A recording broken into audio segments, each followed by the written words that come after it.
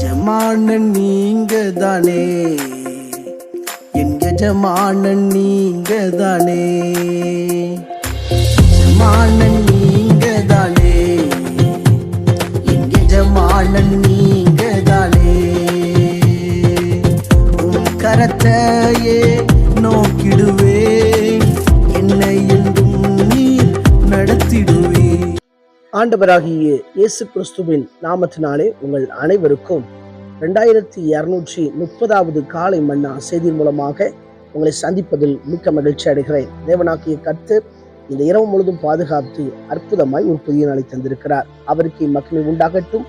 இந்த நாளில் தேவன் உங்களை ஆசீர்வதிப்பாராக, நடத்துவாராக, உங்கள் கவலைகளை எல்லாவற்றையும் கர்த்தர் மாற்றி போடுவாராக என்று சொல்லி ஜெபிக்கிறேன், வாழ்த்துகிறேன். இந்த நாளிலும் நாம் யாருக்காக எதற்காக ஜெபிக்க வேண்டும் என்று சொன்னால், சாலையிலே பிரயாணம் செய்கிறவர்களுக்காக ஜெபிக்க வேண்டும். தேவன் அவர்களை பாதுகாப்போடு அவங்கள் செல்ல வேண்டிய இடத்துக்கு செல்லும்படியாக, சாலை விபத்துக்கள் முற்றிலும் தவிர்க்கப்படும்படியாக நாம் ஜெபிப்போம். தேவன் பெரிய காரியத்தை செய்வாராக. இந்த காலை மன்னா ஆதாரத்துக்காக எடுத்துக்கொண்ட வேத வசனம் எபிரேயருக்கு எழுதின நிருபம் 12ஆம் அதிகாரம் 10வது வசனம். அவர்கள் தங்களுக்கு நலமென்று தோன்றினபடி கொஞ்ச காலம் சிட்சித்தார்கள், இவரோ தம்முடைய பரிசுத்தத்துக்கு நாம் பங்கு உள்ளவர்களாகும் பொருட்டு நம்முடைய புரோஜனத்துக்காகவே நம்மை சிட்சிக்கிறார். எனக்கு பிரியமான கர்த்தருடைய பிள்ளைகளே, அன்பார்ந்த தேவ ஊழியர்களே, அருமையான நண்பர்களே, இந்த இடத்துல புரோஜனத்துக்காகவே சிட்சிக்கிற தேவனை பற்றி பார்க்கிறோம். அதாவது சிட்சை என்று சொன்னால், சில நேரங்கள்ல பெற்றோர் தாம் பிள்ளைகளை சிட்சிப்பாங்க, கண்டிப்பாங்க. ஏன் கண்டிக்கிறாங்க கேட்டா, அந்த தவறை செய்யக்கூடாது, அந்த இடத்துக்கு போகக்கூடாது சொல்லி பிள்ளைகளை சிட்சிப்பாங்க. ஆனா அந்த பிள்ளைகளுக்கு எப்படி இருக்குன்னா, அந்த இடத்துக்கு தான் போகணும், அதை தான் செய்யணும்னு சொல்லி பிள்ளைகளுக்கு அது விருப்பமா இருக்கும். ஆனா பெற்றோருக்கு அது விருப்பம் இல்லாதனால அவங்க கண்டிப்பாங்க. அதே போலதான் நம்முடைய ஆண்டவராகிய இயேசு கிறிஸ்து கூட பரிசுத்தத்துக்காகவே நம்மளை சிட்சிக்கிறார். சில நேரத்துல நம்ம பரிசுத்தம் இல்லைன்னா அவரை விசுவாசிக்க வேண்டும், இன்னும் நம்ப வேண்டும். தேவையில்லாத காரியங்கள் நமக்குள்ள காணப்படும் என்று சொன்னால் அதை அகற்றுவதற்காக சில நேரங்கள்ல சிட்சையை அனுமதிக்கிறார். ஆகவேதான் இங்கே சொல்லப்பட்டு இருக்கிறது, இவரோ தம்முடைய பரிசுத்தத்துக்கு நாம் பங்கு உள்ளவர்களாகும் பொருட்டு நம்முடைய புரோஜனத்துக்காகவே சிட்சிக்கிறார்.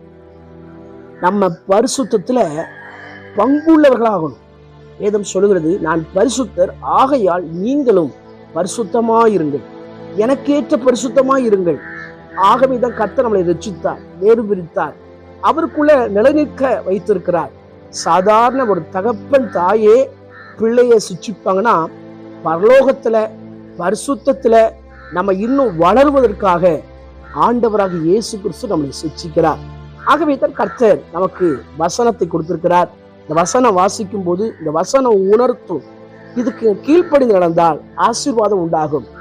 ஆகவே தான் சபையில போய் பிரசங்கத்தை கேட்கும்போது சில நேரத்துல பாஸ்டர் பேசுகிற பிரசங்கம் நம்மை குத்துகிறதா இருக்கிறது. சில சொல்லுவாங்க, அவர் எனக்குன்னு பேசுறாரு, என்னை குத்தி பேசுறாரு, என்னை தாக்கி பேசுறாரு, வசனத்தை சொல்றாங்க. ஆனா நம்ம அதுக்கு ஒப்பு கொடுத்து நான் விட வேண்டியதை விட்டுட்டனா அதுக்கு பின்பதாக அது ஒரு ஆசீர்வாதத்தை உண்டு பண்ணும். ஆகவேதான் 11ஆம் வசனம் சொல்லப்பட்டிருக்கிறது. எபிரேயர் 12:11, எந்த சிட்சையும் தற்காலத்தில் சந்தோஷமாய் காணாமல் துக்கமாய் காணும், ஆகிலும் பிற்காலத்தில் அதில் பழகினவர்களுக்கு அது நீதியாகிய சமாதான பலனை தரும். அதாவது இந்த சிட்சையில நாம் பழகிட்டோம், கேட்டு அதை திருந்திட்டோம் அப்படின்னா பின்னாட்கள நீதியான சமாதானத்தை தரும் என்று சொல்லப்பட்டிருக்கிறது. ஆகவேதான் வேதம் சொல்கிறது, பிள்ளையானவனை நடத்த வேண்டிய வழியிலே நடத்து, அவன் அதை முதிர் வயதில் விடாதிருப்பான். சிறு வயதிலேயே பிள்ளைகளை நடத்திட்டோம் அப்படின்னா அந்த முதிர் வயதிலும் அதே பழக்கம் வந்துடும். சின்ன வயசுலேயே நம்ம லூஸா விட்டுட்டோம் அப்படின்னா பெற்றோர் தான் கஷ்டப்படுவாங்க. இதை பார்த்து கொண்டிருக்கிற ஒவ்வொரு பேரும், ஆண்டவர் நம்மை ஏன் சிட்சிக்கிறாரு, ஏன் நம்மளை சில கஷ்டமான அனுபவத்துக்குள்ள நடத்துறாரு அப்படின்னு கேட்டா, அந்த பரிசுத்தத்துல பங்குள்ளவர்களாக பொருட்டு தான் நம்முடைய புரோஜனத்துக்காகவே கர்த்தர் சிட்சிக்கிறார். எனவே ஆண்டவர் அனுமதிக்கிற சிட்சையை நம்ம தைரியமா ஏற்றுக்கொண்டு விட வேண்டியதை விட்டுட்டு பரிசுத்தத்தின் மேல பரிசுத்தம் அடைவோம். கர்த்தர் நம்மை ஆசீர்வதிப்பாராக. கண்களை மூடி ஜெபிக்கலாம். எங்களை நேசிக்கிற நல்ல தகப்பனே, இந்த வேலைக்காக வருகிறோம். தொடர்ந்து கேட்ட வார்த்தையின்படி ஆண்டவரே எங்களுடைய பிரோஜனத்துக்காகவே நீ சிட்சிக்குது ஆண்டவரே. ஸ்தோத்திரம். அதற்காக நன்றி செலுத்துகிறேனப்பா. நாங்கள் விட வேண்டியதை விடணும். இன்னும் பரிசுத்தத்தின் மேல பரிசுத்தம் அடைய கிருபை பாராட்டுவீராக. பிறந்த நாள், திருமண நாளை நினைவு கூறுகிறேன். ஒவ்வொருவருக்காக ஜெபிக்கிறேன். பூமியில் உள்ள சகல ஜாதிகளிலும் கர்த்தர் மேன்மையாக வைப்பீராக ஜெபிக்கிறேன். விசேஷவனமாய் ஆண்டவரே சாலையில் பிரயாணம் பண்ணுகிறவர்களுக்காக ஜெபிக்கிறேன். கர்த்தர் பாதுகாப்பையும் பராமரிப்பையும் ஆண்டவரை கர்த்தர் கொடுப்பீராக. இயேசுவின் மூலம் ஜெபங்களும் ஜீவன் நல்ல பிதாவே, ஆமென். ஆண்டவரால் மீண்டும் நாளை காலை புதிய காலை மன்னா செய்தி வழியை சந்திக்கிறேன். அதுவரை தேவ கிருபை தாங்குவதாக. மாரநாதா, இயேசு வருகிறார். ஆயத்தமாவோம், மனிதர் ஆயத்தப்படுத்துவோம்.